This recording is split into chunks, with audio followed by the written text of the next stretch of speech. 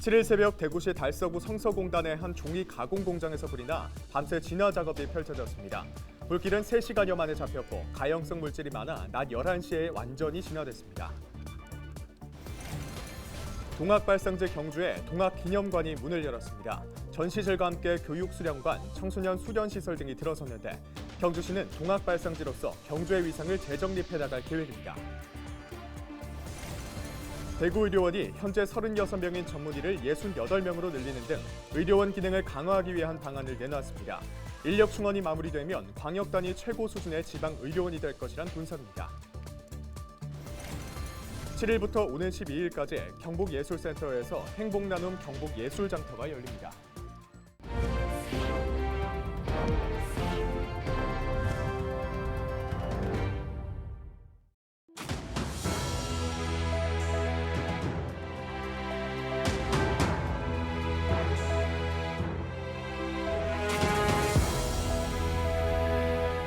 여러분 안녕하십니까? 헬로TV 대구 경북뉴스입니다. 7일 새벽 대구 성서공단의 종이 가공 공장에서 화재가 발생했습니다.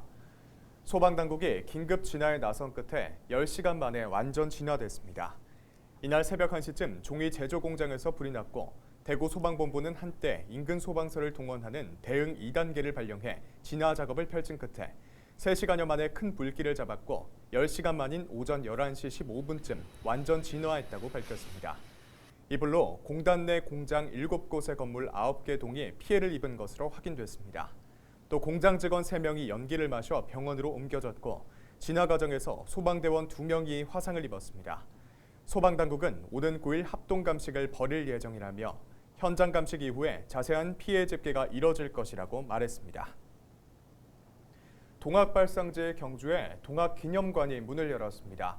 전시실과 함께 교육수련관, 청소년 수련시설 등이 들어섰는데요. 경주시는 동학발상지로서 경주의 위상을 재정립해 나갈 계획입니다. 신병균 기자가 전해드립니다.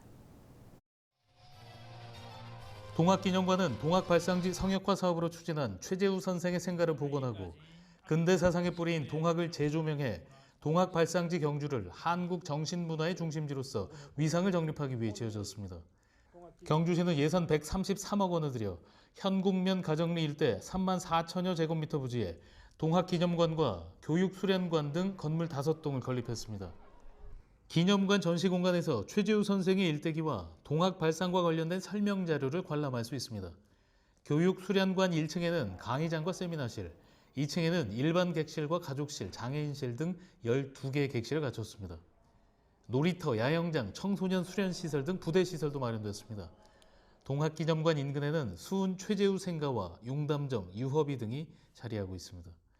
경주시는 동학기념관 일대가 동학발상지라는 정체성을 확립하는 새로운 관광명소가 될 것으로 기대하고 있습니다. 이 나라 민주주의와 조국 독립에 크게 기여했던 동학사상을 재조명하고 또 그 뜻을 널리 선양하는 그런 성지로서 이렇게 활용할 계획입니다. 이 시설을 통해서 많은 우리 청소년들과 또 국민들이 찾아와서 동학사상의 그 숭고한 뜻을 되새기면서 경주시는 청소년 수련 활동 시설인 화랑마을과 동학기념관을 유기적으로 연계해 체험 관광을 활성화할 계획입니다. 헬로TV 뉴스 신병균입니다. 미술과 사진, 도예와 공예 등 지역 작가들의 수준 높은 작품을 직접 구매할 수 있는 경북예술장터가 개장했습니다. 이번 예술장터는 오는 12일까지 경북예술센터에서 열리는데요. 도자기 만들기 등 다양한 문화예술 체험 프로그램도 마련돼 있다고 하니까요. 관심 있는 분들은 들러보셔도 좋을 것 같습니다. 이하영 기자입니다. 지난 일을 돌이켜 생각하는 듯한 표정. 회상하는 호랑이를 통해 작가는 현재와 미래의 에너지를 표현했습니다. 크레파스로 그려낸 꽃. 풍부한 색감과 자유로운 표현이 눈길을 사로잡습니다.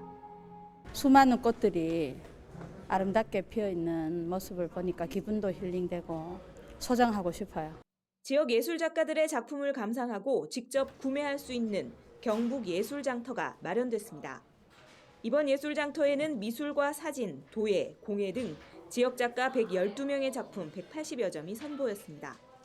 지금 뭐 코로나 여파로 전시하기도 힘들고 작품 판매하기도 힘든데 이번 이제 경북 예술 장터를 통해서 많은 사람들이 작품을 접할 수 있고 판매도 많이 될 수 있는 기회를 제공을 했고 특히 이번 행사에 참여한 작가들은 지역 주민들이 일상에서 예술 작품을 향유하는 기쁨을 누릴 수 있도록 감정평가액보다 낮은 가격으로 작품을 출품하고 판매 수익금의 일부를 이웃돕기 성금으로 기부합니다. 예술 장터는 코로나19로 어려움을 겪고 있는 예술인들의 창작 활동을 촉진하면서 또 판매 대금의 일부는 또 돈의 여러 가지 다문화 또 불우이웃을 돕는 이런 다목적 행사로 진행을 하고 있습니다. 경북문화재단은 예술작품의 대중화를 위해 이번 예술장터에서 이루어지는 현장 판매 외에도 온라인 판매를 계속 진행할 예정입니다. 헬로티비 뉴스 이하영입니다.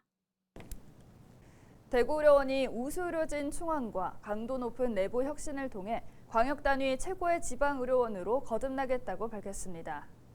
김승미 대구의료원장은 7일 대구시청에서 기자설명회를 열어 공공의료 서비스를 강화함으로써 시민들에게서 신뢰를 받는 의료원으로 재도약하겠다고 말했습니다. 대구의료원은 광역단위 최고 수준의 의료인프라 강화, 감염, 응급, 어린이 등 3개 분야 집중, 고강도 내부 혁신 등 3대 혁신 목표를 설정했습니다.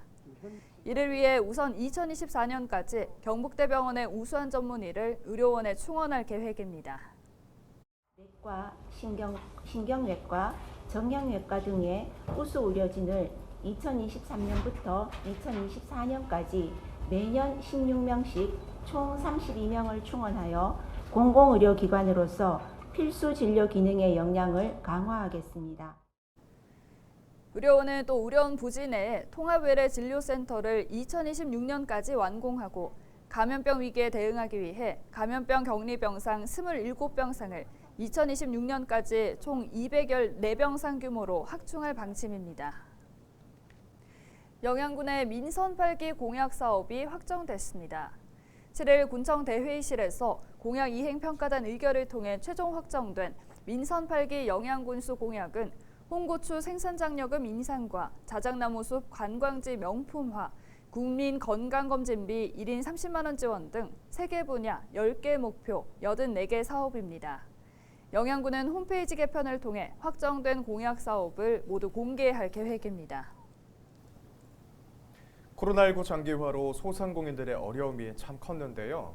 힘든 상황에서도 매년 나눔과 봉사를 이어온 지역의 소상공인들이 있습니다. 지역 주민들에게 받은 사랑을 나눔으로 다시 돌려주고 싶은 마음에 5년 전부터 봉사를 시작했다고 하는데요. 올해는 김장 봉사에 나섰습니다. 차선영 기자가 보도합니다. 지역의 한 복지관, 깨끗하게 씻어 소금물에 절인 배추가 쌓여 있습니다. 상한 부분은 꼼꼼히 다듬고 정성스레 준비한 양념이 배추에 골고루 벨 수 있도록 버무리는 손길이 분주합니다. 홀로 사는 어르신들이 따뜻한 겨울을 보낼 수 있도록 김치 담그기에 나선 이들은 지역의 소상공인들입니다. 코로나 장기화로 직격탄을 입었지만 나눔의 손길은 멈추지 않았습니다. 작년과 재작년에는 코로나로 생필품 키트를 나눠드리는 봉사활동을 진행하였습니다. 올해도 여전히 코로나가 진행되고 있지만 이렇게 직접 김장을 담궈서 전해드릴 수 있어서 더욱 뜻깊습니다. 이번에 담근 김치는 모두 600포기, 배추며 고춧가루 등 김장 재료값도 모두 소상공인들의 십시일반 마음을 모았습니다. 따뜻한 마음과 정성으로 담근 김장 김치를 단단하게 포장해 차에 싣고 직접 배달에 나섰습니다. 차가 닿지 않은 골목골목까지 모두 300명의 홀로 어르신들에게 김치가 전해지고 감기 조심하시고 따뜻한 저녁 되세요. 어르신들은 고마운 마음을 감추지 못합니다.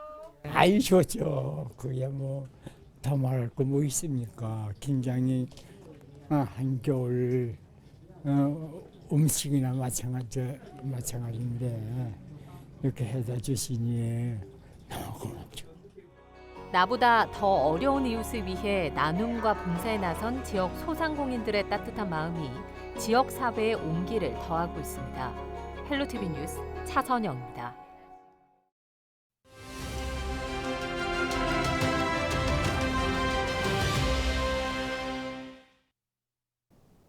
단 하나의 길. 포르투갈 선수 6명에 둘러싸인 대한민국 주장 손흥민 선수는 마스크 사이로 길을 받고 국민들에겐 위로와 희망의 순간이었습니다. 어떤 이들은 이렇게 말합니다. 땀에 젖고 시야를 가리는 마스크만 없었더라면. 각자의 길. 정부의 실내 마스크 의무 착용 방침에 일부 지자체들이 다른 길로 향하고 있습니다. 대전시가 처음으로 의무화 해제를 예고하자 충청남도가 동조에 나섰고 부산시는 내부 검토에 들어갔습니다. 여론은 엇갈리는데요. 지난 9월 성인 남녀 1000명에게 물었더니 의무 해제 가능이 55%, 해제 불가능이 41.8%로 나타났습니다. 한덕수 국무총리가 내년 1월 말 해제 가능성을 내비친 가운데 정부는 이달 말까지 공식 입장을 내놓겠다고 밝혔습니다. 카타르로 향하기 전 손흥민 선수는 SNS에 이런 글을 올렸습니다. 지난 2년여의 시간 동안 여러분이 참고 견디며 써오신 마스크를 생각하면 월드컵 경기에서 쓰게 될 저의 마스크는 아무것도 아닐 것입니다. 지금까지 데일리 브리핑이었습니다.